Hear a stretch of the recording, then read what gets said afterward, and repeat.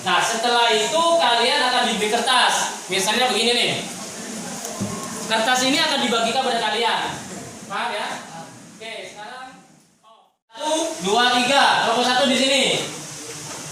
Kelompok 1, kelompok 2 di sini. Kelompok 3, kelompok 4, kelompok 5. Melingkar. Dimulai.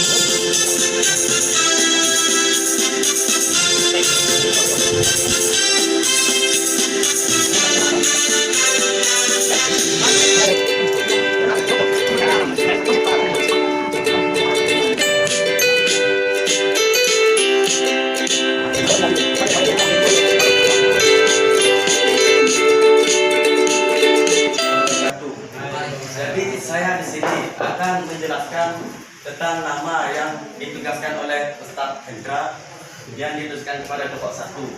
Jadi saya akan menerangkan dari nama yang pertama, kedua, dan ketiga. Ini ada saling berkaitan. Jadi yang pertama adalah saya akan mulai. Menurut Hasan Ibrahim Hasan, beliau adalah sejarawan, pembawa agama Wasani dari pembawa agama Wasani ke kota Mekah. Beliau adalah pertama dan pencetusnya adalah Amru bin Luhai al-Khuzai. Diceritakan pada awalnya beliau mengalami sakit keras, kemudian dia mendengarkan sebuah berita di negeri Sam apabila ada di sana terdapat pemandian yang dimana bisa menyembuhkan banyak sekali penyakit. Beliau pun pergi ke sana untuk mengobati dirinya sendiri. Kemudian di sana beliau melihat banyak sekali orang-orang di sana menyembah berhala. Kemudian hingga akhirnya beliau membawa kepada kota Mekah. Di kota Mekah kemudian beliau melestarikan budaya tersebut. Hingga akhirnya makin banyak di kota Mekah banyak sekali berhala-berhala makin mereda.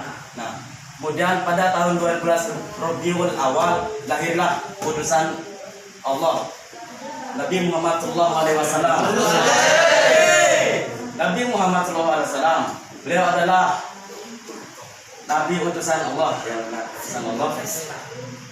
Beliau pertama pendakwaan beliau itu dibagi menjadi 2 periode. Yang pertama selama 3 tahun, yaitu dakwah secara sembunyi-sembunyi. Yang kedua selama 10 tahun, yaitu dakwah secara terang-terangan. Pertama, Nabi tidak langsung berdakwah secara terang-terangan, yaitu melalui dakwah secara sembunyi-sembunyi, yaitu melalui keluarganya, sahabat karibnya, dan orang-orang sekitarnya.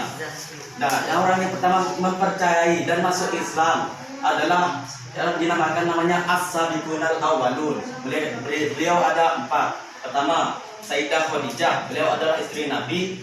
Yang kedua adalah Zaid bin Harisah, beliau adalah anak angkat Nabi. Yang ketiga adalah Ali bin Abi Thalib, adalah sepupu Nabi Muhammad SAW. Dan yang terakhir adalah Abu Bakar As-Siddiq, beliau adalah teman karib Nabi Muhammad. Kemudian semakin merebaknya agama Islam ke seluruh penjara Mekah, hingga akhirnya banyak sekali orang-orang yang menganut agama Islam. Salah satunya adalah Bilal bin Rabah. Diceritakan Bilal bin Rabah merupakan budak dari seorang tajir atau saudagar, yaitu namanya Umayyah bin Khalaf. Beliau juga mendengar berita akan hal merebaknya agama Islam. Tetapi Umar bin Khalaf ini tidak mempercayai agama Islam. Beliau tetap menganut agama sebelum-sebelumnya, yaitu menyembah berhala. Kemudian beliau mendengar bahwa salah satu budaknya itu menganut agama Islam. Akhirnya kenapa? Beliau Umayyah bin Khalaf tidak terima. Akhirnya dipanggillah Bilal bin Rabah dan kemudian disuruh memaksa kembali ke agama sebelumnya. Nah, Tetapi Bilal bin Rabah ini tetap saja tidak ingin kembali kepada agama sebelumnya. Dia tetap bersikukuh, tetap gigih terhadap agama yang baru yang dibawakan oleh beliau Nabi Muhammad SAW. Akhirnya Bilal bin Rabah pun disiksa. Di antaranya adalah ditidurkan, kemudian diikat tangannya semua kakinya, kemudian ditimpa oleh batu yang sangat besar.